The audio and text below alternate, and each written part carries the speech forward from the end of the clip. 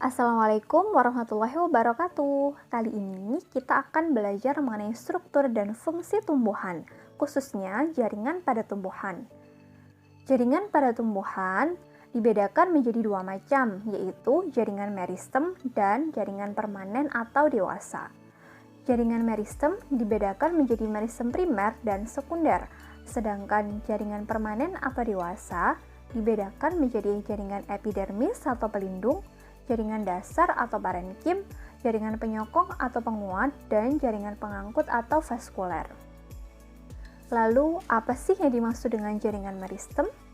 Secara sederhana, jaringan meristem adalah jaringan yang selalu membelah, karena jaringan ini tersusun dari sel-sel embrionik yang aktif melakukan pembelahan.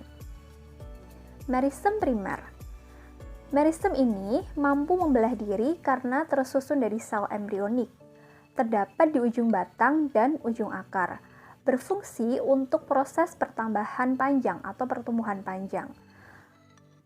Jaringan meristem primer dapat dilihat pada gambar di bawah ya, yaitu terdapat pada ujung batang dan ujung akar. Berikutnya, meristem sekunder. Meristem ini berasal dari meristem primer. Hanya terdapat pada tumbuhan dikotil dan gimnosperme atau tumbuhan berbiji. Berfungsi untuk proses pelebaran, contohnya kambium dan kambium gapus.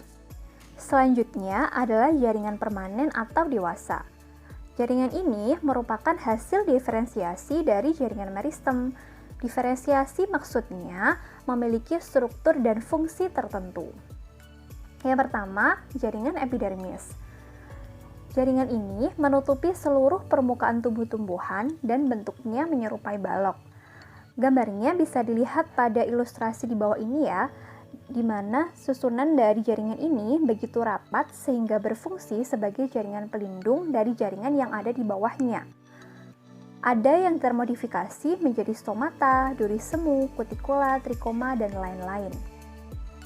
Pada umumnya, jaringan ini tidak berklorofil kecuali sel penjaga atau guard cell pada stomata. Yang kedua, jaringan dasar atau parenkim.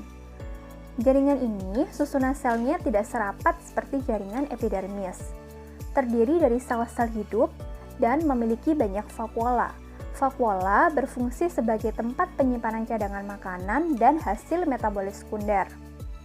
Ukuran selnya besar, dinding selnya tipis, dan banyak rongga-rongga antar selnya. Sebagian memiliki klorofil, dan pada dinding sel yang telah menebal terdapat celah plasmodesmata.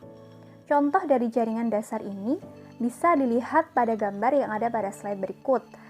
Yang pertama, ada jaringan parenkim pada Oryza sativa atau padi, di mana bagian vakuolanya berperan sebagai penyimpanan cadangan makanan. Sedangkan gambar yang ada di sebelah kanannya merupakan petiol atau tangkai dari bunga lili yang memiliki banyak rongga udara, atau disebut juga dengan aerenkim atau jaringan parenkim yang berfungsi untuk penyimpanan udara. Sedangkan pada bagian daun yang diiris secara melintang, terdapat jaringan parenkim palisade dan juga jaringan parenkim spons. Kedua jaringan ini merupakan jaringan dasar yang terdapat pada organ daun. 3. Jaringan penyokong atau penguat. Jaringan ini terdiri dari jaringan kolenkim dan jaringan sklerenkim. Kolenkim banyak terdapat pada tumbuhan yang masih muda dan belum berkayu, sedangkan sklerenkim banyak terdapat pada tumbuhan yang usianya lebih tua. Jaringan kolenkim tersusun dari sel-sel yang hidup, sedangkan jaringan sklerenkim tersusun dari sel-sel yang sudah mati. Jaringan kolenkim mengalami penebalan dari selulosa dan pektin di bagian sudut-sudut dinding selnya saja, sedangkan jaringan sklerenkim mengalami penebalan dari lignin atau zat kayu di seluruh bagian dinding selnya. Sklerenkim menurut bentuknya dibedakan menjadi serabut-serabut sklerenkim atau serat yang bisa kita jumpai pada permukaan batang tumbuhan dan sklerate atau sel batu yang bisa kita jumpai pada sel-sel tempurung kelapa. Ilustrasi perbedaan antara kolenkim dan sklerenkim bisa dilihat pada gambar ya, di mana kolenkim mengalami penebalan hanya di sudut dinding selnya saja, sedangkan sklerenkim mengalami penebalan di seluruh dinding selnya.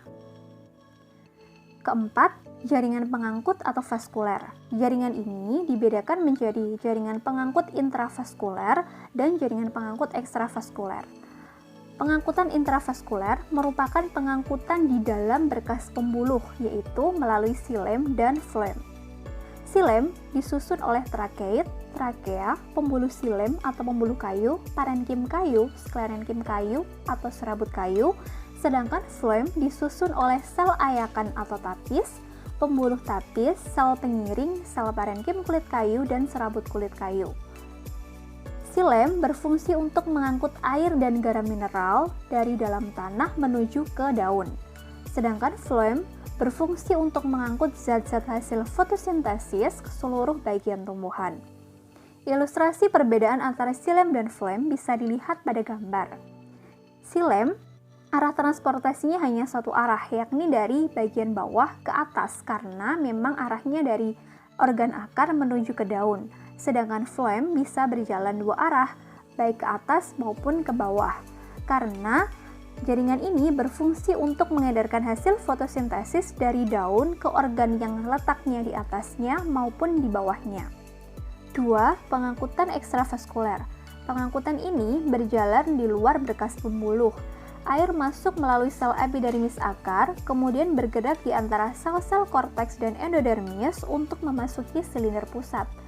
Pengangkutan secara ekstravaskuler melalui dua cara, yaitu simplas dan apoplas. Secara simplas, air mengalir melalui celah atau noktah di dinding sel membentuk aliran plasmodesmata.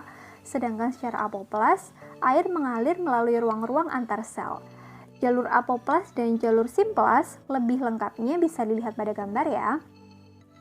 Nah, demikian tadi pemaparan mengenai struktur dan fungsi tumbuhan. Sampai jumpa pada video berikutnya.